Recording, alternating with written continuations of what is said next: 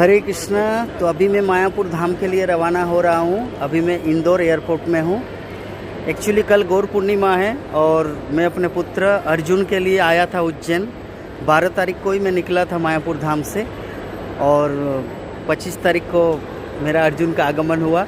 तो जब मैं मायापुर धाम से निकला तो मैं मायापुर धाम में राधा माधव को बोला कि राधा माधव पंचतत्व कि मैं जा रहा हूँ उज्जैन, क्योंकि मेरा अर्जुन आ रहा है उनको रिसीव करने के लिए, और जब गौर पूर्णिमा का टाइम आ जाएगा तो मैं आपको रिसीव करने के लिए उससे पहले ही आ जाऊँगा।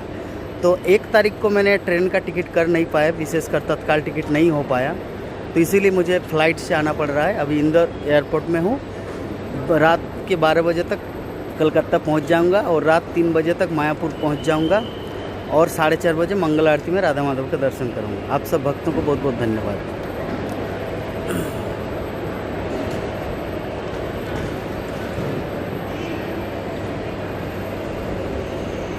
Thank you.